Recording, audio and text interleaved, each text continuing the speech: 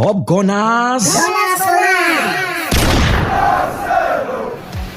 So Mikel Arteta stepped up for the press conference ahead of our big Champions League clash this evening against PSG, and I've got to say there's a lot to take in.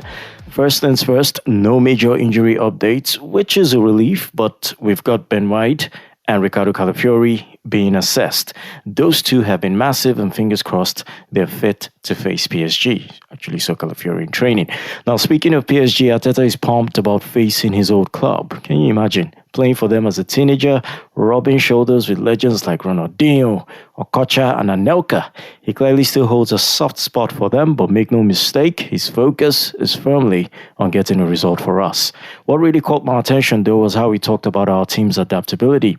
We've seen it already this season. Remember how we handled City and then Leicester? Two completely different games, but we came out on top. It's all about finding different ways to win. And Arteta has got the squad believing they can do it in any situation. We might face PSG's aggressive, possession-heavy game, but that's the beauty of these Champions League nights, innit? You just never know, but you've got to be ready for everything. Arteta also talked a lot about the fullbacks, and I love this bit. He's bringing back Timber and Calafiori slowly, but both these lads have proper football brains. The way they slot into different spaces and make us unpredictable, that's brilliant. And he made one thing clear. No matter how good they are going forward, they've got to love defending first. That's what makes them fit into the system so well.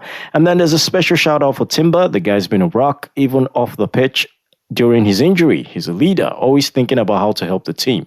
The way he's kept his head up, staying involved in every meeting, building relationships, it just shows the type of player that he is. I can't wait to see him fully back in action again. And then there's PSG. There are no pushovers. Arteta knows that they dominate every phase of play. And with Luis Enrique in charge, it's going to be a proper test for us. But honestly, that's what we want. These nights are what it is all about, seeing how far we've come and how we measure up against Europe's best. So tonight, we go again. The Emirates under the lights, Champions League football, PSG in the house. It doesn't get much better than this. Now let's see how we handle the pressure and hopefully come out with the win. What going around is that Jorginho is considering moving into a coaching role when his contract expires in 2025.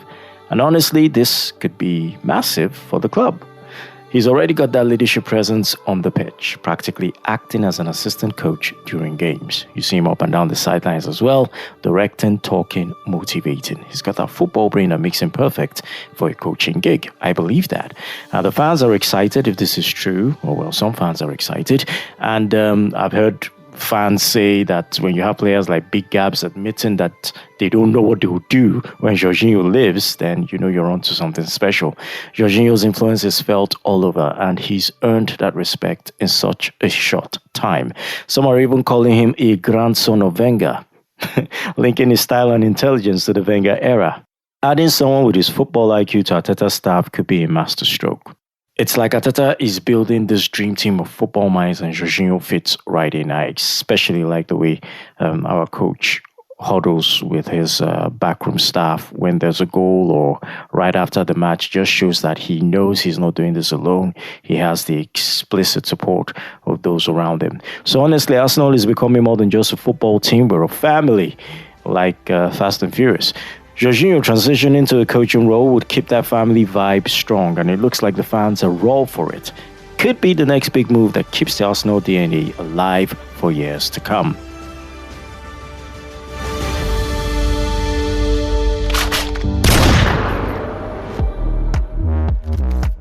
It's interesting when you see how deeply Arsenal connects with fans, not just in England, but across the world.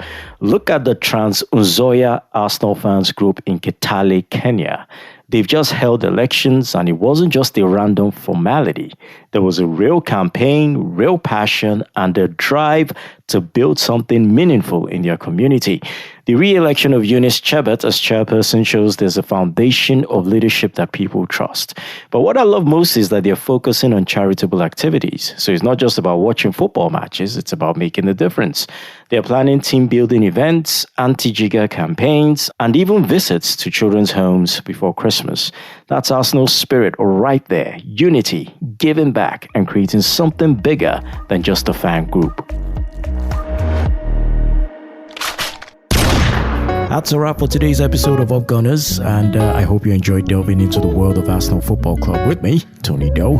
Don't forget to subscribe to stay up to date with all future episodes. If you have any thoughts, questions or suggestions, feel free to reach out to me at upgunnerspodcast@gmail.com. upgunnerspodcast@gmail.com. I'm active on Twitter as well at upgunnersng, active on Facebook at upgunnersng. We're also on Instagram at upgunnersng. Until next time, keep the gunner spirit alive, and remember, Up Gunners!